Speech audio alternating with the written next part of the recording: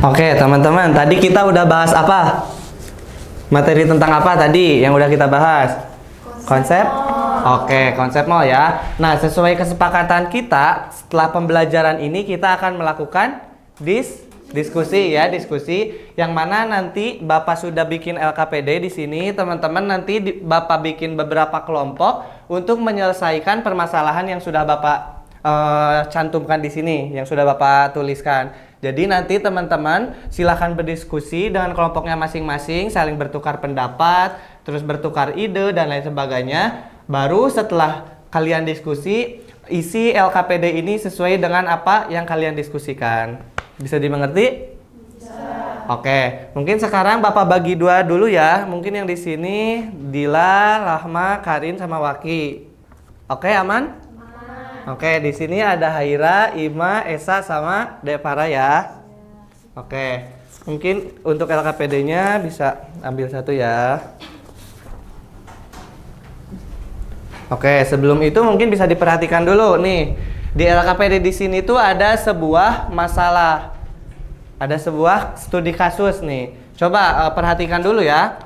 Yang mana sabun favorit Stefan tidak berbusa malah gatal. Nah, di sini ada yang suka mandi gak? Atau ada yang gak mandi nih? Mandi semua kan? Harus ya, harus bersih nih sebagai umat muslim tuh diperintahkan kan harus bersih sama suci. Nah, terus kalian ketika mandi suka pakai apa? Kalau misalkan ingin wangi, ingin bersih pakai apa? Sabun. Sabun yang seperti apa yang kalian inginkan? Sabun cair. Sabun cair. Terus sabun yang kayak gimana? Wangi. Apalagi? Melembabkan. Ya banyak ya. Nah, tapi berbeda dengan kasus di sini. Coba seorang Stephen dia membeli sabun favoritnya tetapi di toko online. Karena katanya jauh lebih murah. Mungkin karena lagi bokeh gitu ya atau lagi apa jadi belinya di toko online. Kemasan dan mereknya sama persis dengan sabun yang biasa ia pakai. Namun setelah beberapa kali dipakai, Stephen merasa ada yang aneh. Sabun itu tidak menghasilkan busa seperti biasanya dan malah membuat kulitnya terasa gatal dan kering. Padahal busa adalah hal yang paling Stephen suka dari sabun itu karena membuatnya merasa bersih dan segar. Nah, coba ini sebuah masalah bukan? Masalah ya, karena tidak sesuai dengan apa yang diharapkan ya, inginnya yang bersih, inginnya yang berbusa, tetapi malah berbeda dengan apa yang Stephen rasakan. Nah, ini kan sebuah masalah. Nanti teman-teman silahkan diskusikan masalah ini tuh apa masalahnya, terus tujuan dari menganalisis studi kasus ini untuk apa, terus reaksinya nanti jika ada tuliskan, penyebabnya juga, penanggulangan, sumber, dan setelah itu teman-teman diskusikan hasilnya di sini juga. Apakah dimengerti? Oke, untuk itu mungkin jika belum ada yang ditanyakan dulu, silahkan teman-teman berdiskusi dengan kelompoknya masing-masing. Yuk, mulai. Coba dilihat dulu permasalahannya, dibaca dulu.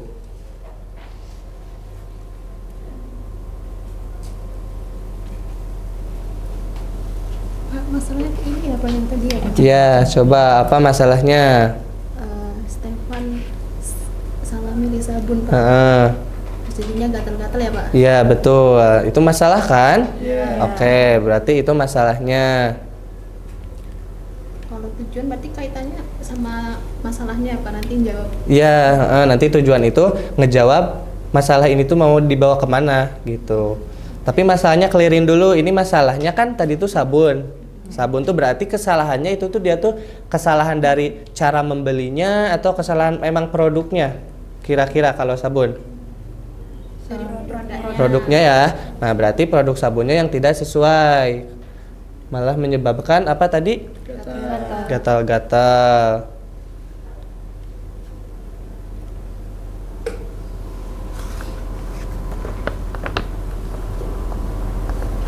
Terus selain gatal-gatal apalagi coba bisa dibaca? Kering.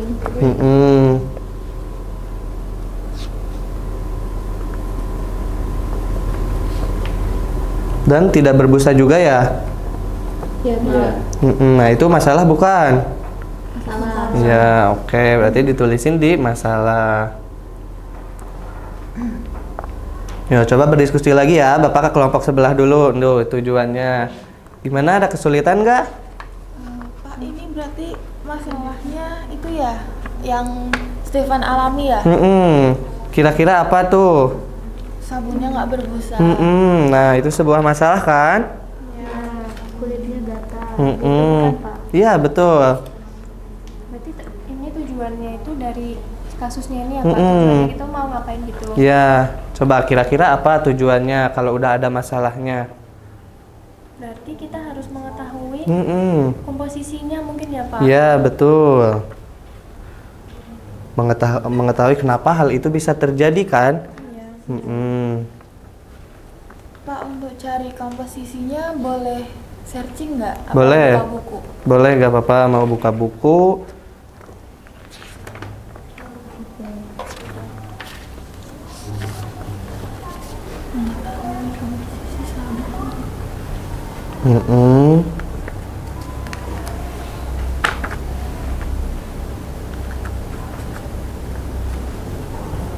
Ya, diajak diskusi teman-teman lainnya. Oke, lanjut dulu ya. Iya, Pak. Ya, ada kesulitan? Ini reaksinya reaksi apa, Pak? Oke, kan ini tuh produk sabun. Produk sabun tuh dibuat mengandung kimia kan? Ada reaksi kimianya. Iya gak? Masih inget gak? Kan ada dua tuh reaksi kimia pembuatan sabun. Ada apa aja? Saponifikasi. Yang kedua ada apa? Netralisasi. Masih ingat kan? Nah, bedanya apa coba? Saponifikasi. Di sana tuh ada asam lemak sama NaOH, ada sabun dan gliserol. Itu saponifikasi atau Saponifikasi. saponifikasi karena apa? Karena menghasilkan Iya, ada produk sampingnya. Oke, nah berarti kita tulisan tuh reaksinya udah ada tuh di infonya. Reaksi yang terjadinya antara asam lemak dan NaOH menghasilkan sabun dan gliserol.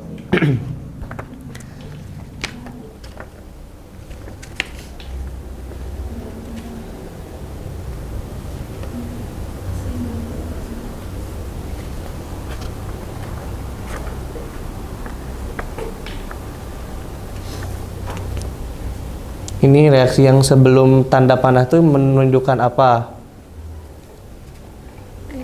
Reaktan. Kalau yang sebelah kanannya? Produknya. Nah, di reaktan tuh kita mereaksikan apa aja ini? Sama NaOH-nya tuh berarti di sini sebagai basa. Oke, berarti ini clear ya reaksinya. Boleh lanjut tuh. Kan di sini tuh ada yang direaksikan kan? Apa aja tadi tuh? Asam lemak sama apa? Sama basa NaOH.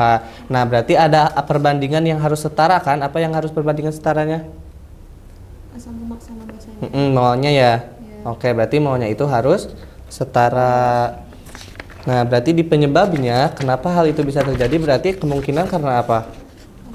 Karena maunya yang tidak sesuai. Nah, berarti boleh ditulis tuh penyebabnya tuh berarti karena apa?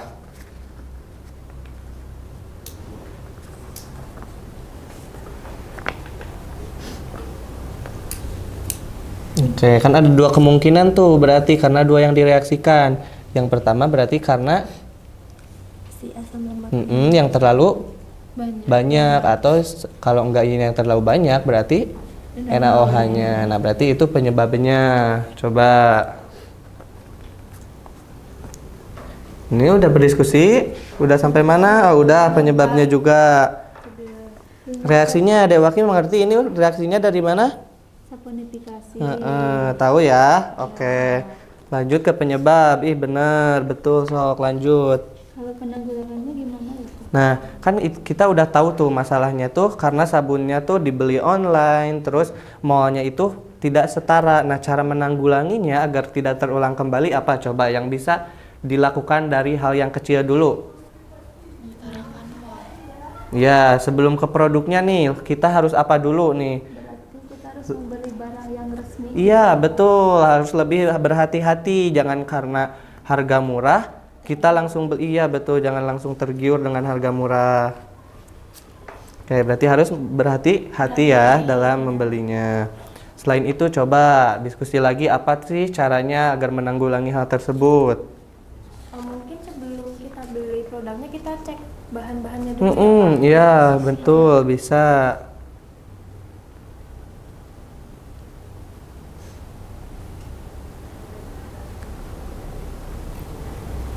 Oke. Apalagi tadi yang kata Dek Dila yang mall, apa coba sebutin lagi. Menyetarakan mall.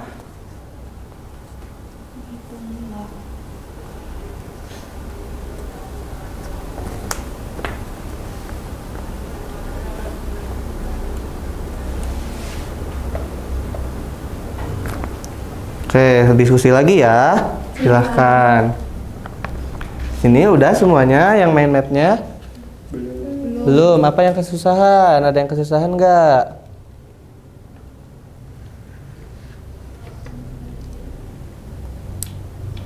Belum Pak. Tadi saya bilang Pak, katanya edukasi komponen tentang bahaya membeli produk itu termasuk penanggulangan. Coba diperhatiin lagi, termasuk gak itu? Barangkali Dehaira punya saran. Silahkan. Boleh buka ini Pak. Boleh. Buku boleh, e-book boleh. Termasuk Pak yang edukasi tadi. Karena kan dengan mengedukasi berarti kita memberitahu tuh ke orang-orang komposisinya tuh apa aja. Itu berarti termasuk juga.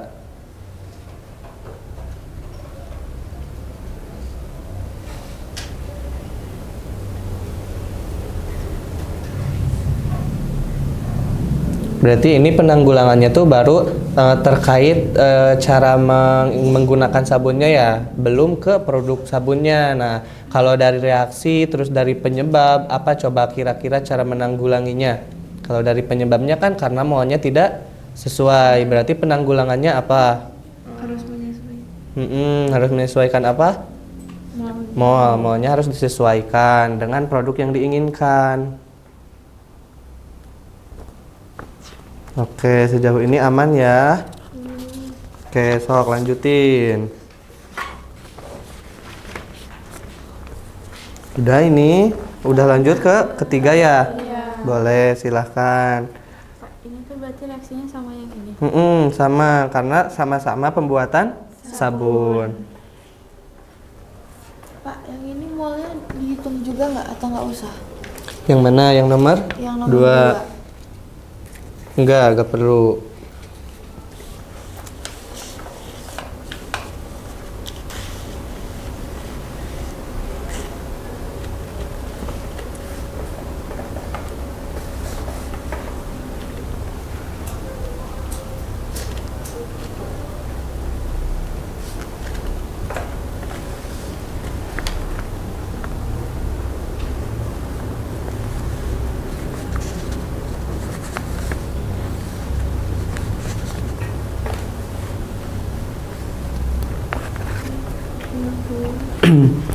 Terus yang kedua ya, Stephen katanya membeli sabun tidak berbusa. Apakah ini bisa terjadi karena kesalahan jumlah mol bahan? Tadi sesuai yang udah kita bahas berarti bisa ya? Bisa.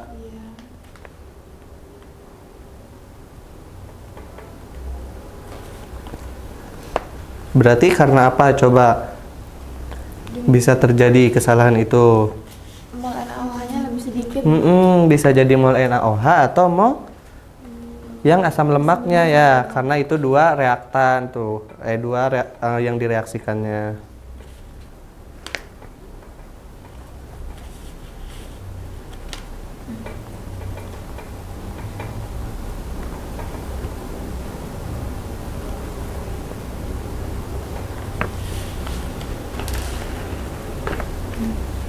Nah, itu nyambung ke pertanyaan yang kedua, jika NaOH-nya terlalu sedikit, apa yang akan terjadi? Terus kalau asam lemaknya terlalu banyak, apa yang akan terjadi? Apa tadi yang akan terjadi itu apa?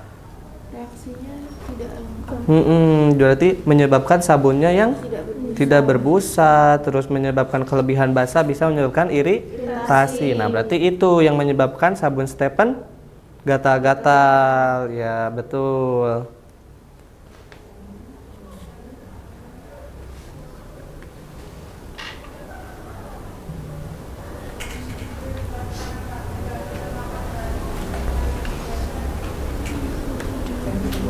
Yo, lanjutin lagi.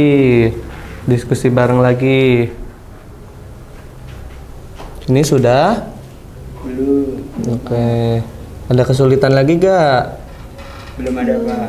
Belum? Oke. Nah, diskusi lagi.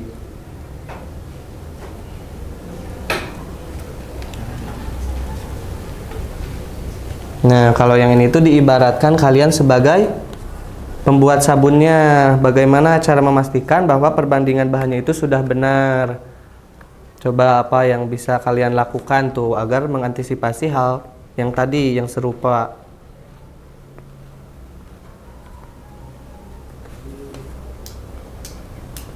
Banyak sedikit sehingga reaksinya nggak benar. Karena informasinya sedikit.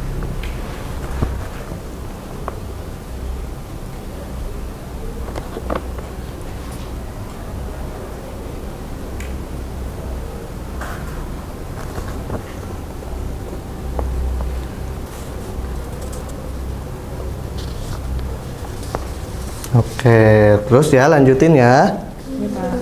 Oke, ini udah mau beres?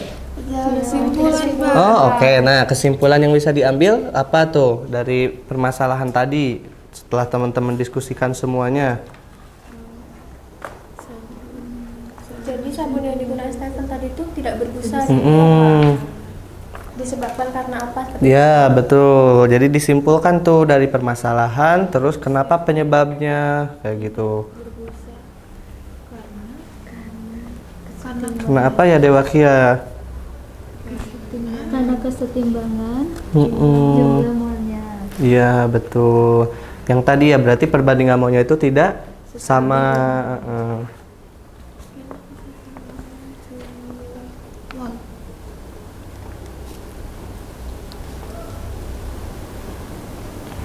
Oke, nanti mungkin bakal ada perwakilan yang ke depan ya.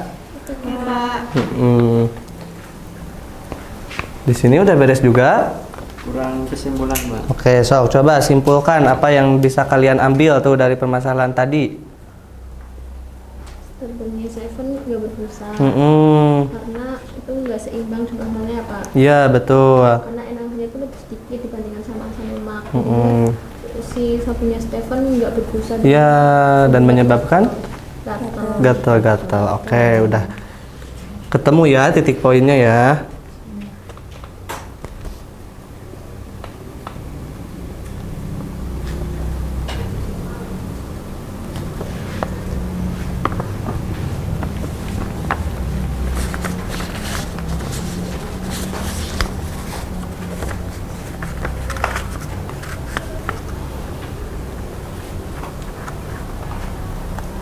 Oke, kalau sudah semua mungkin coba perwakilan dari kelompok ini. Satu orang ke depan, siapa? Ayo, Dek Karin, boleh. Karena udah diskusi bareng ya, berarti hasilnya udah milik semua juga ya, udah sepakat. Oke, mungkin Dek Karin bisa menjawab tuh dari permasalahan, tujuan, coba apa?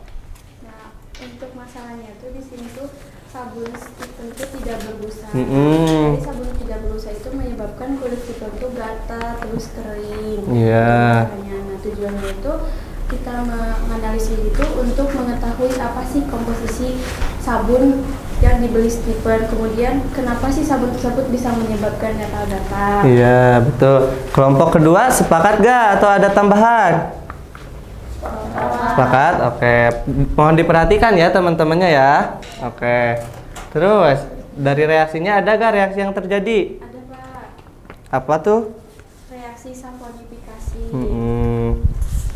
Harus ditulis gak Pak reaksinya? Gak perlu aja, gak apa-apa. Coba sebutin aja deh. Oh, jadi reaksi samponifikasi itu ada asam lemak direaksikan dengan basa yang digunakan itu NaOH. Nah, jadi sabun plus produk sampingnya itu air atau H2O. Nah, kemudian penyebab dari masalahnya itu kenapa bisa gatal-gatal tuh karena rasio mol antara NaOH dan juga asam lemak itu tidak sesuai atau tidak setara atau tidak sebanding. Maka jadi menyebabkan gatal-gatal.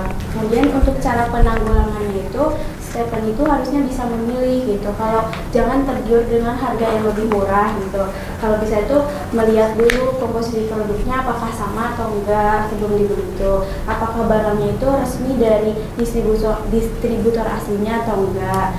Kemudian untuk sumbernya itu kita mencari dari buku sama website Chemistry Talk tentang reaksinya. Oke. Sampai sejauh ini sepakat semua atau ada tambahan dari kelompok ini, ada tambahan atau sama? Sama? Oke, lanjut dulu berarti. Kemudian reaksi dalam pembuatan sabun itu sama ya tadi sama reaksi. Nah, kenapa apa yang terjadi ketika ada kesalahan jumlah modal bahan itu? Nah, yang pertama itu tadi bisa menyebabkan gatal-gatal atau tidak setimbangan bahannya antara NaOH dan molnya, menyebabkan sabun tidak berbusa. Kemudian, nah bagaimana sih kamu memastikan bahwa perbandingannya itu sudah benar? Dengan caranya itu dengan cara menghitung jumlah molnya agar bahannya itu seimbang. Kemudian dengan cara menyesuaikan rasio molnya dan menimbang bahan agar lebih akurat.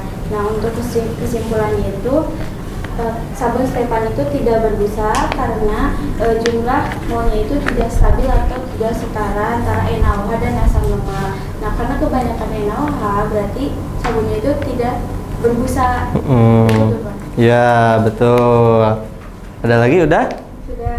Tepuk tangan teman-teman. Oke, boleh kembali ke tempat. Kelompok ini sama tadi jawabannya atau ada tambahan? Oke, mungkin sejauh ini ya setiap kelompok udah bisa berdiskusi tuh, udah bisa bertukar gagasan, bertukar ide, terus juga menarik kesimpulannya juga udah pada bagus. Mungkin nanti bagi teman-teman yang rasa belum merata tuh diskusinya, mungkin untuk kedepannya bisa lebih ikut berkontribusi ya.